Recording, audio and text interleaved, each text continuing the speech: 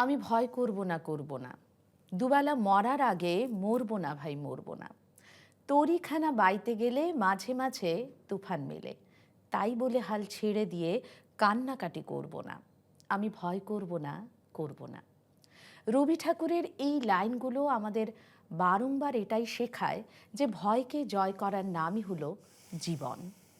এবং এই ভয় নামক যুদ্ধের সঙ্গে যারা মোকাবিলা করে জীবনটাকে আলিঙ্গন করতে পারেন হাসি মুখে, তাদেরকেই আমরা ধরে নিই প্রকৃতপক্ষে জীবন যোদ্ধা। নমস্কার দর্শক বন্ধুরা, আমি পারমিতা আবারও চলে এসেছি আপনাদের কাছে নিউজ লাইভ বাংলা নিবেদিত জীবন যোদ্ধার নতুন আরও একটি পর্ব নিয়ে। এবং আপনারা জানেন যে এই অনুষ্ঠানের মাধ্যমে আমরা জীবনের ইতিবাচক দিকগুলো আপনাদের কাছে পৌঁছানোর চেষ্টা করি। আমরা এমন কিছু জীবনমুখী চরিত্র নিয়ে আপনাদের সামনে হাজির হই, যাদের কথা, যাদের জীবনযাপন আমাদের প্রতিনিয়ত অনুপ্রাণিত করে। আপনারা সঙ্গে থাকবেন দর্শক বন্ধুরা। আজকে তেমনই একজন বিশিষ্ট অতিথি আমাদের সঙ্গে রয়েছেন, যিনি মৃত্যু ভয়ের সঙ্গে মোকাবিলা করে মৃত্যুকে বুড়ো আঙুল দেখিয়ে ফিরে এসছেন এবং একটি উচ্ছল প্রাণবন্ত জীবনযাপন করছেন। আমাদের সঙ্গে আজকে রয়েছেন একজন ক্যান্সার সার্ভাইভার, ভীষণ প্রাণ উচ্ছ্বাস নিয়ে একজন মহিলা, আমাদের ভীষণ প্রিয় মানুষ শ্রীমতী শিখা চক্রবর্তী। নমস্কার শিখাদি। নমস্কার। কেমন লাগছে বলো আমাদের এই অনুষ্ঠানে আজকে আসতে পেরে তোমার? হ্যাঁ, মানে লাগছে তো দারুণ, সেটা তো আর কিছু বলার নয়। কিন্তু ওইটাই আমি ভাবতাম, যখন এই জিএস রোড দিয়ে যেতাম তখন ওই দেখতাম নিউজ লাইভ ভাবতাম, ইস কোনোদিন যদি একটু মানে ঢুকতে পারতাম। আজকে সত্যি মানে, এবং আজকে নিউজ লাইভ বাংলা থেকে সরাসরি একদম নিউজ লাইভ বাংলায় একদম আমন্ত্রণ। এবং সেটার জন্য আমি তোকে, পিয়ালি, তোদের সবাইকে আমি অনেক অনেক ধন্যবাদ জানাচ্ছি। কারণ আজকের এই সুযোগ তোরা না দিলে আমার হতো না। অনেক ধন্যবাদ। আসলে আমরাও ইকুয়ালি মানে ভীষণ প্লেজার এটা আমাদেরও যে তুমি আমাদের সঙ্গে আছো। তোমার মতো একজন জীবন যোদ্ধা আমাদের সঙ্গে আজ রয়েছে। দর্শক বন্ধুরা, আমরা আজকে শিখাদির থেকে অনেক কিছু শুনবো, জানবো এবং নিজেদের জীবনে সেটা এক্সিকিউট করার চেষ্টা করব। আমি ফিরছি শিখাদির কাছে আবারও। শিখাদি, একটু শুরুর দিকে যাই। ক্যান্সার শব্দটাই সাংঘাতিক একটা ভয়াবহ শব্দ আমাদের সমাজে, আমাদের মননে সেটা একটা গভীর ক্ষত তৈরি করে।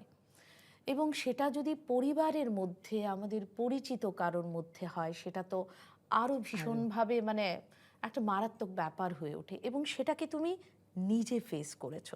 তো আমরা একটু অতীতের দিনগুলোতে যাই, একটু টাইম ফ্রেমটাকে একটু পেছনে নিয়ে যাই, যে তখন তুমি সাজিয়ে গুছিয়ে সবেমাত্র সংসার করতে শুরু করেছো। তোমার তখন বয়স খুব সম্ভবত 28, তুমি তখন 28 বছরের একজন তরুণী। আর তোমার ছেলে তখন বলা চলে একদম 4-5 বছর। এবং তুমি গুছিয়ে চুটিয়ে তখন সংসার করছো মনের আনন্দে।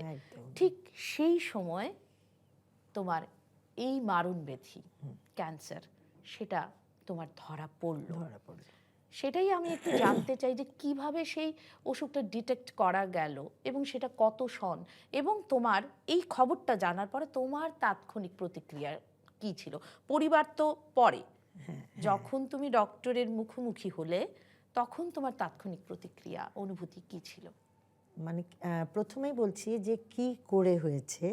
মানে আমি শিলচর গেছিলাম বেড়াতে দিদির বাড়িতে। তো সেখানে আমার এক বান্ধবী সিভিল হসপিটাল শিলচর, ওইটার ক্যাম্পাসে থাকতো, ওর হাজব্যান্ডের ডাক্তার। তো ওর বাড়িতে বেড়াতে গেছি। তো ও আমাকে বলল যে তোকে একটু কেমন দেখাচ্ছে, চল না একটু ডাক্তারকে দেখিয়ে নে। ওদের ক্যাম্পাসে তোমার মানে সেরকম কোনো সিমটম ছিল না? না, কিচ্ছু না। তারপরে যেই বললো ডাক্তার, বললাম আরে তুই পাগল হয়েছিস, আমি ডাক্তার কেন দেখাবো, আমার কি হয়েছে, আমার কিছু হয়নি তো।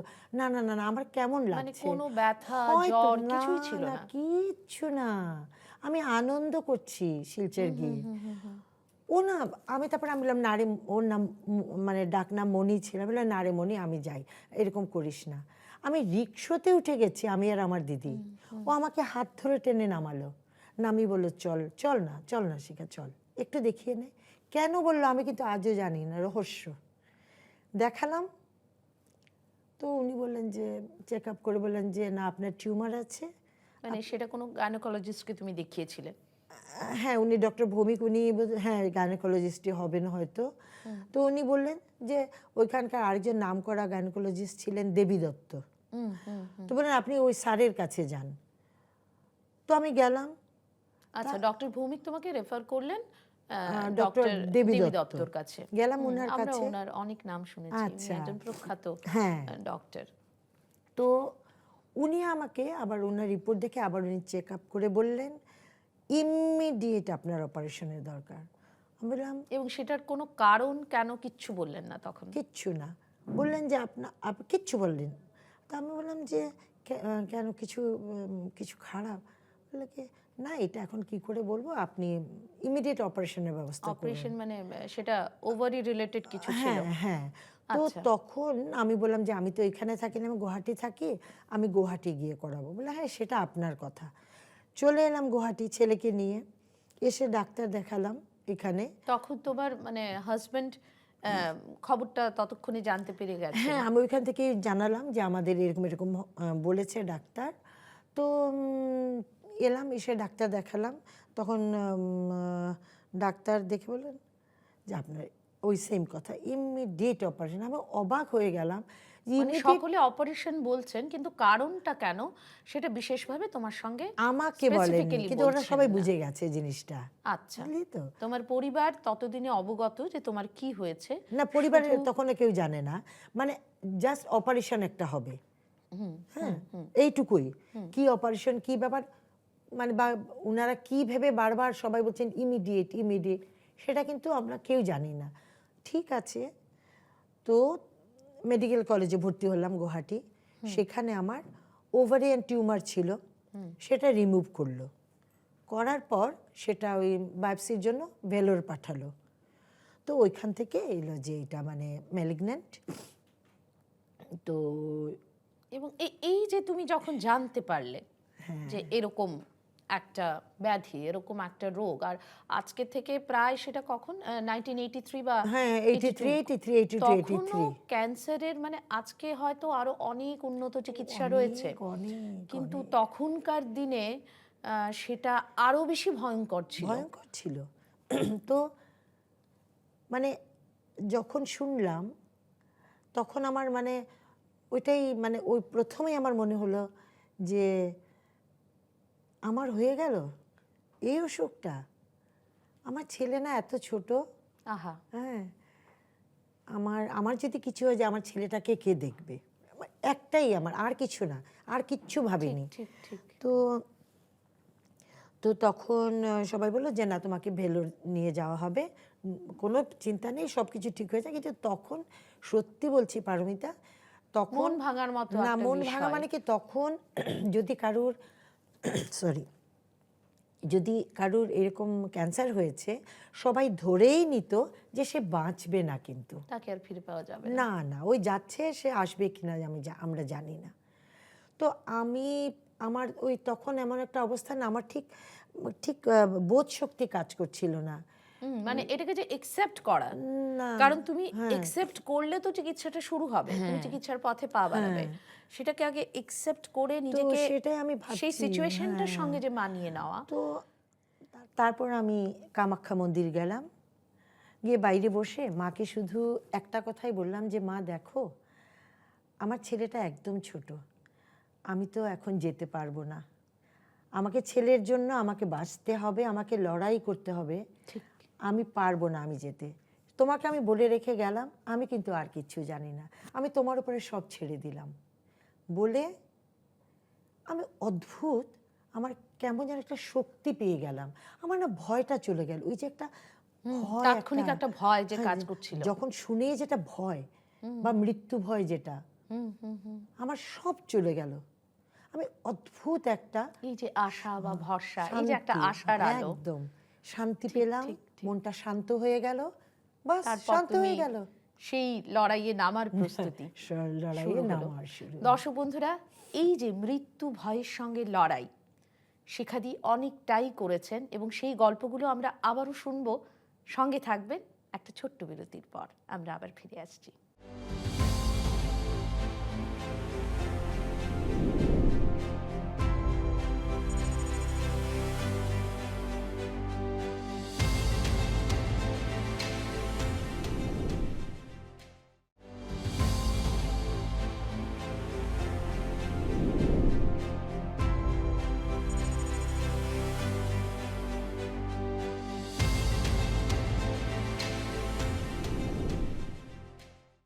আমরা ফিরে এলাম আবার বিরতির পরে। আপনারা, আমি জানি, সঙ্গে আছেন, শিখাদিকে আরও বেশি করে শুনবেন এবং এই অনুষ্ঠানের মাধ্যমে আগেই বলেছি আমরা এই যাপন পদ্ধতিটা কি করে আমরা একটু ভালো থাকতে পারি, আরও বেশি আলোর পথ ধরে হাঁটতে পারি, তার জন্যেই এই বৈঠকের আয়োজন। আমরা ফিরে যাচ্ছি আবারও শিখাদির কাছে। শিখাদি, তোমার কাছে আজকে অনেক কিছু শোনার আছে, জানার আছে, যে এই যে যুদ্ধ তুমি অবিরত করে গেছো কয়েকটা বছর ধরে, মোটামুটি আনুমানিক কতটা বছর চলেছে এই যুদ্ধটা? মোটামুটি স্বাভাবিক জীবনে ফিরতে আমার 5 থেকে 6 বছর লেগেছে। তো এই যে 5 থেকে 6 বছরের লড়াই, সেটা তো একটা 5 থেকে 6 বছর জীবনের মানে একটা অনেকটা দিন, সাংঘাতিক। অনেকটা দিন। সাংঘাতিক। তো তোমার কি মনে হয় এই যে কঠিন সময়ে, এই সংগ্রামে তোমাকে কে বা কারা পথ দেখিয়েছেন? মানে কাকে তুমি ভরসা করে, অবলম্বন করে এগিয়ে যেতে পেরেছো বলে তোমার মনে হয়? মানে এক নম্বর বলবো না, এটা একদম যে সর্বশক্তিমান যিনি ঈশ্বর, তিনি আমাকে পথ দেখিয়েছেন পুরো। আর যেহেতু আমি বলছিলাম যে আমি মানে কামাখ্যা মন্দিরে গিয়েও আমি সমর্পণ করে দিয়েছি যে আমি কিছু জানি না। তো ঠিক তুমি তো তেমনি বলেইছো যে আমাকে লড়াইটা করতেই হবে। করতে হবে আমাকে। তো আমি সেই সর্বশক্তিমানের কাছেই আমি সারেন্ডার করেছি এবং আমি বলবো যে সেই সর্বশক্তিমানই আমাকে পথ দেখিয়েছেন, আমাকে এবং সেই যে শক্তি। তখন ভেতরের যে একটা শক্তি, হ্যাঁ, তোমার সেটা। ইনার সেলফটাকে যে আবার জাগিয়ে তোলা, কারণ এই যে একটা ভয় বা সবকিছু কাটিয়ে এই যুদ্ধটা, তো তখন তুমি সেটা খুব ফিল করতে পারতে। আর সেখানে আবার আমার হাজবেন্ডের রোলটাও খুব বড়। উনি তখন এক্সিকিউটিভ ইঞ্জিনিয়ার ছিলেন পাবলিক হেলথ ইঞ্জিনিয়ারিং ডিপার্টমেন্টে। তো ওনার অফিস, আমার ছোট বাচ্চা সব সামলে আমাকে মানে যে সাপোর্টটা দিয়েছেন অক্লান্ত, সেই ভগবানের আশীর্বাদ এবং আমার হাজবেন্ডের প্রচেষ্টা আমাকে বাঁচিয়ে রাখার, এই দুটোই আমাকে ভীষণভাবে এই সংগ্রামটাকে মানে জয় করতে বা এই সবচাইতে লড়াই করার যে মানে শক্তিটা দিয়েছে, ওরাই দিয়েছেন। আর ক্যান্সার মানেই একটা মানে সাংঘাতিক সাংঘাতিক। একটা, আমাদের চারপাশটাই যেন তখন অন্ধকারাচ্ছন্ন হয়ে যায়। হয়ে যায়। একদম। তো সেইখানে দাঁড়িয়ে তোমাদের মানে দাদা শুধু আর্নিং মেম্বার ফ্যামিলিতে, একদম। তো এই যে চিকিৎসার খরচ বহন করা, তারপরে আরো তো নানাবিধ রয়েছে চিকিৎসা জনিত যা সমস্ত খরচাপাতি, তো সেখানে কি আর্থিক সমস্যাগুলো কোথাও দেখা দিয়েছিল নাকি সেগুলোকেও মানে ভীষণভাবে পজিটিভলি নিয়ে এগিয়ে যেতে পেরেছেন? মানে সাংঘাতিকভাবে উনি ম্যানেজ করে চলেছেন। আচ্ছা, আরেকটা কথা, উনি তো পাবলিক হেলথে কাজ করতেন, আর আমাদের পাশের বিল্ডিংটা অফিসটাই ছিল ডাইরেক্টর অফ হেলথ সার্ভিস। তো হ্যাঁ, তো ওইখান থেকে ওরা ওই যে দেয় না হেলথের মানে যে ট্রিটমেন্টের রিএম্বার্স হয় এগুলো, যে ওইটা ওই ডাইরেক্টর অফ হেলথ সার্ভিস থেকে এই সাপোর্টটা আমরা পেয়েছিলাম। আসলে কি হয় শিখাদি, আমার মনে হয় যে ইচ্ছে থাকলে যুদ্ধ করব আমি, তখন তুমি অস্ত্রগুলো কিন্তু পেয়ে যাই, রাস্তা বেরিয়ে যায়। তো ওই জায়গায় আমরা একটা বড় একটা আমরা সাহায্য পেয়েছিলাম ওইটা সেই ক্ষেত্রে দাঁড়িয়ে। তারপর তোমরা কি ভেলোরে চিকিৎসা হয়েছে? সেই আমরা ভেলোর যেতাম, তো ওইখানে আবার হলো, ওইখানে তখন এখানে শুধু ওভারিয়ান টিউমারটা রিমুভ করেছিল, ওভারি না কিন্তু। আচ্ছা, ভেলোর গিয়ে পুরো ইউটেরাস ওভারি সব রিমুভ করে দিল। তো করার পর তারপরে বললো আপনাকে কেমোথেরাপি নিতে হবে। এইটা নিয়ে আমার অনেক কিছু জানার আছে, কিন্তু তার আগে আমি একটু দর্শকদের কাছে যাচ্ছি। দর্শক বন্ধুরা, ক্যান্সার একটা ওরকম একটা শব্দ তো আমাদের কাছে এখনো হয়তো আমরা আমাদের অগোচরে শিউরে উঠি, আমরা ভীষণ ভয় পাই। কিন্তু এই অনুষ্ঠানের মাধ্যমে আমরা আপনাদের কাছে এই বার্তাই পৌঁছাতে চাইছি যে ক্যান্সার মানেই কিন্তু সবকিছু শেষ হয়ে যাওয়া নয়, যুদ্ধটা চালিয়ে যেতে হবে। যুদ্ধে লড়াই করে জেতার প্রবণতাটাকে আমাদের অক্ষুণ্ণ রাখতে হবে, তবেই কিন্তু আমরা পারব।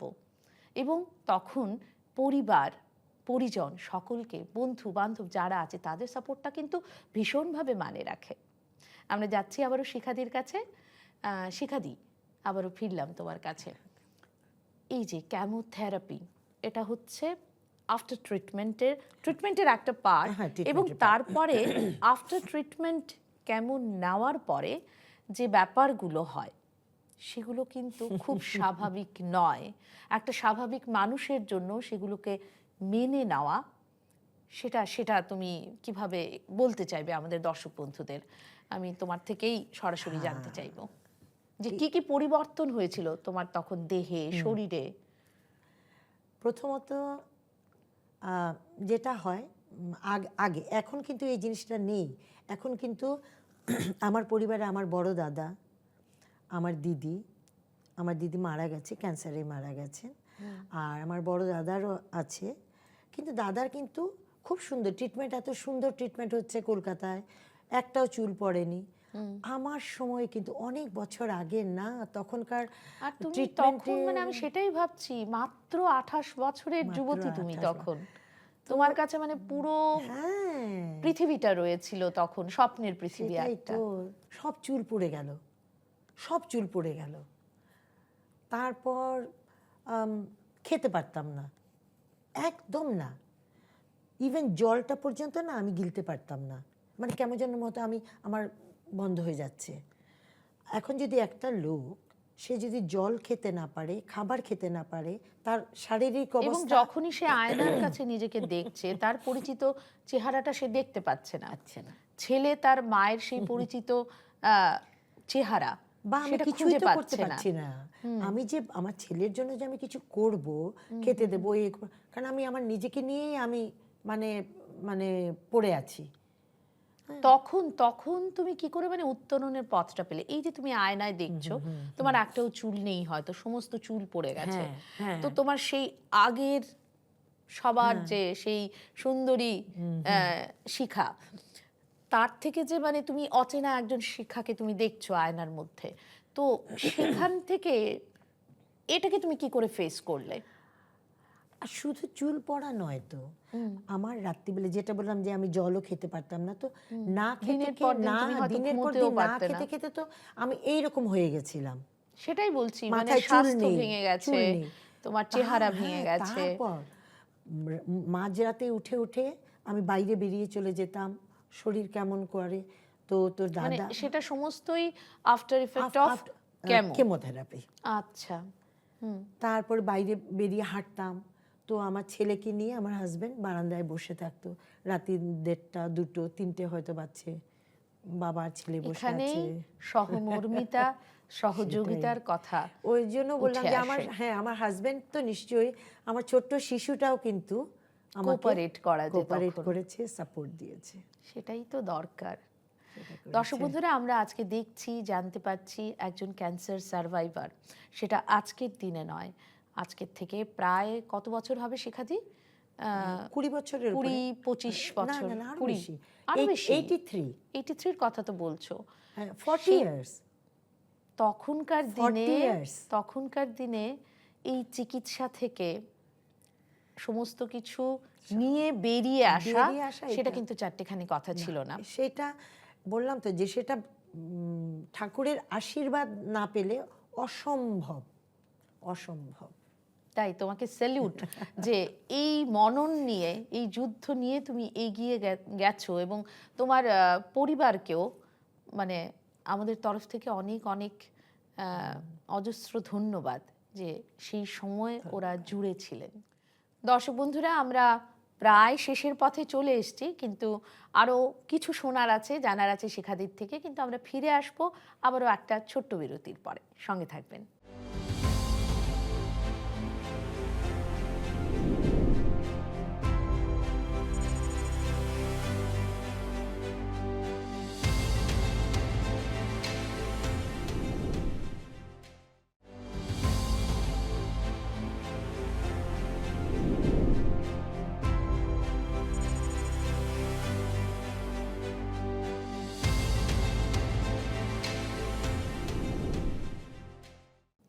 আমরা ফিরে এলাম আবারও বিরতির পরে।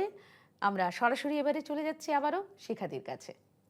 শিখাদি, আমরা যেহেতু অনুষ্ঠানের প্রায় শেষ পর্যায়ে চলে এসেছি, তো খুব একটা গুরুত্বপূর্ণ প্রশ্ন বাকি রয়ে গেছে, যেটা হলো এই যে পুরো প্রক্রিয়াটা যখন চলছে, তোমার চিকিৎসা পদ্ধতি চলছে এবং এই যুদ্ধটা চলছে, সেই সময়ে কোন কোন উপাদানগুলো তোমার জীবনটাকে একটা পজিটিভিটির দিকে আবারও ঘুরিয়ে দিল? অনেকগুলো পয়েন্টই আছে, আমি একটু শুনতে চাই। হ্যাঁ, আমি সংক্ষেপে, মানে আমি সবগুলো বলবো না। আমি তো তার মধ্যে একটা হচ্ছে, আমি তখন নিজেকে মানে পজিটিভ কিছু অ্যাক্টিভিটিতে আমি নিজেকে জড়িয়ে নিলাম, এবং সেটা আমাকে ডাক্তার বলেছিলেন আচ্ছা, যে আপনি সবসময় মানে পজিটিভ ক্রিয়েটিভ কিছুর সঙ্গে জড়িয়ে থাকুন, সবসময় নিজেকে বিজি রাখবেন, আপনি সবসময় ব্যস্ত রাখবেন নিজেকে। তো তাই আমি স্টেপ বাই স্টেপ স্কুলে আমি জয়েন করলাম। বাহ, তখনও তোমার চিকিৎসা চলছে? তখন চিকিৎসা মানে শেষ, কিন্তু আফটার এফেক্টগুলো আছে, আফটার এফেক্ট আছে। তো তখন আমি কি করলাম, স্কুলে জয়েন করলাম। এবং সেটা তো বাচ্চাদের স্কুল? বাচ্চারা না, বড়দেরও, মানে 10th পর্যন্ত ছিল, আমাকে বাচ্চাদেরগুলো দিয়েছেন প্রিন্সিপাল ম্যাডাম। তারপর বাচ্চাদের সঙ্গে তাদের সঙ্গে নানা রকম অ্যাক্টিভিটিজ প্লাস আমি বাচ্চাদের সঙ্গে থাকা মানেই তো মানে এত মানে এরা পবিত্র মন, এদের তো খুব লাইভলি থাকা যায় না ওদের সঙ্গে। তো আর এছাড়া আমি সবগুলো কালচারাল প্রোগ্রামগুলো আমি করাতাম। তুমি তো খুব ভালো গানও গাইতে। তো করতাম, এবং সেখানে তাহলে সঙ্গীতও একটা ভূমিকা রেখেছে। হ্যাঁ, সাংঘাতিক। তারপরে আমি তখন গান শিখতাম। আমি দিলীপ শর্মা স্যার, সুদক্ষিণা শর্মা বাইদেউ, ওনাদের কাছে আমি রবীন্দ্রসঙ্গীত শিখেছি। রবি ঠাকুরও তো শিখেছি। তারপরে আমার কাছে একদম নিশ্চয়ই। তারপর আমার নিজের গানের স্কুল ছিল, অনেক ছাত্রছাত্রী ছিল, অনেক, এখানে গুয়াহাটিতে। তারপর আমরা দিল্লি গেলাম। দিল্লি যখন ছিলাম সেখানে, তখন সেটা কি ওই পিরিয়ডেই? ঠিক তারপরটাতেই গেলাম। তো এই সমস্ত উপাদানগুলো তোমার সঙ্গে সবসময় জুড়ে ছিল। আর দিল্লিতে গিয়ে না, আমি তো মানে আমি 3টে স্কুলে, আমি ভালো 3টে স্কুলে আমি Indian classical music teacher part time ছিল, এগুলো 3টে স্কুলে আমি করেছি। মানে এই যে জিনিসগুলো, মানে সবসময় নিজেকে ব্যস্ত রাখা, সবসময় কোনো লাইভলি কিছুর সঙ্গে জুড়ে থাকা, একদম ক্রিয়েটিভিটির সঙ্গে জুড়ে থাকা, সেটাই আসলে আমাদের জীবনের মানেগুলো পাল্টে দেয়। আর আরেকটা জিনিস না বললেই নয়, আমার ছেলে আমার ফ্রেন্ড, ফিলোসফার অ্যান্ড গাইড। বাহ, আমার ছেলে, সেটাই তো হওয়া উচিত। আর ও প্রতিটা, আজ যে আমি এখানে আসব, তার সঙ্গে আমি কথা বলেছি, সে আমাকে বলে দিয়েছে, মা তুমি ফ্রি থাকবে, একদম ভয় করো না, বেস্ট অফ লাক। আর আজকে ও জীবনে চলার পথে আমাদের আশেপাশের লোকগুলো, তাদের শুভেচ্ছা, তাদের মানে ভালোবাসা সবসময় যদি জড়িয়ে থাকে, তাহলে না বন্ধুরা, আমাদের জীবনের পথটা খুব সুগম হয়ে যায়। তাহলে আমরা সেই খেলায় যাচ্ছি। তোমাকে কিন্তু ভাবার মতো সময় দেওয়া হবে না। হ্যাঁ, আমি তোমাকে 5টা প্রশ্ন করব, ইনস্ট্যান্টলি তোমাকে জবাব দিতে হবে। তৈরি? চলো। Easy question. হ্যাঁ, সবকটাই ইজি। প্রথম প্রশ্ন, তোমার ইন্সপিরেশন কে? আমার ছেলে। বাহ। আধ্যাত্মিকতা একটা শব্দে বলো তোমার কাছে। চিন্ময় মিশন, গীতা। সঙ্গীত? আমার জীবন। বাহ। গীতবিতান না গীতা? মুশকিল, দুটোই। গীতবিতানও চাই, আমার গীতাও চাই। তোমাকে দুটোই দিলাম। পরের প্রশ্ন, পরের জন্ম যদি পাও তবে তুমি কি হতে চাইবে? আর পরের জন্ম আমার চাই না, সত্যি সত্যি চাই না, সত্যি গীতা চাই না। বলে তাই? গীতা তাই বলে। ঠিক আছে, এটা নিয়ে তোমার সঙ্গে আরো দীর্ঘ কোনোদিন আলোচনা হবে, আমরা নিশ্চয়ই, বসবো নিশ্চয়ই। নিশ্চয়ই, কিন্তু নিশ্চয়ই। এবার যেহেতু আমাদের সময় ফুরিয়ে এসছে, আমি চাইবো যে তুমি যেতে যেতে দর্শক বন্ধুদের কিছু বলে যাও। তুমি কি বলতে চাইবে? আমি এটাই বলবো যে আমি আজ থেকে 40 বছর আগে যা আমি ফেস করেছি, আজকের দিন কিন্তু সেটা নয়। আমাদের সময় ক্যান্সার মানেই মৃত্যু, এখন কিন্তু তা নয়। এখন এত ভালো চিকিৎসা, এত ভালো মানে এই যে প্রসেসটা খুব ভালো, কাউকে মানে ভয় করার কোনো ব্যাপারই কারণ নয়, নেই। না একেবারেই নয়। শুধু কি একটা বিশ্বাসটা রাখতে হয়, ফেথ, ফেথ যেটা ঠিক, ঠিক। বিশ্বাস রাখতে হবে এবং ভগবানের কাছে না সমর্পণ করতে হবে, বলতে হবে যে সব কিছু তোমার উপরে আমি ছেড়ে দিলাম, যা হবে তুমিই করবে, কারণ আমাদের হাতে কিছু নেই না। তাই আমাকে কর্ম মানে কি, আমাকে যুদ্ধ করতে হবে, আমাকে ফেস করতে হবে এবং পজিটিভ ওয়েতে। এইটুকুই। খুব ভালো সময় কাটালাম শিখাদি। এত কিছু তোমার জীবনের এই দিকটা তো আমাদের জানা ছিল না, এবং আমরা সেটাই দর্শকদের কাছে পৌঁছে দেবার চেষ্টা করলাম। ভীষণ ভালো লাগলো, থ্যাংক ইউ সো মাচ শিখাদি। এবার দর্শক বন্ধুদের কাছে চলে যাচ্ছি আবারও, যে আমরা এই অনুষ্ঠানগুলোর থেকে আপনাদের কাছে আবারও বলেছি, জীবনের সমস্ত ইতিবাচক দিকগুলো তুলে ধরতে চাই। জীবন কখনোই অন্ধকার নয়, আপনি দুহাত বাড়িয়ে দিলে জীবন কিন্তু আপনার দিকেও দুহাত বাড়িয়ে দেবে। তাই কখনোই ভয় পাওয়ার মতো কারণ নেই, ভেঙে পড়ার কারণ নেই। আমরা আমাদের মধ্যে বিশ্বাসটাকে জাগিয়ে রাখব। সকলে খুব ভালো থাকুন, আবারও দেখা হবে আপনাদের সঙ্গে, আবার নতুন কোনো গল্প নিয়ে, নতুন কোনো চরিত্র নিয়ে। নমস্কার।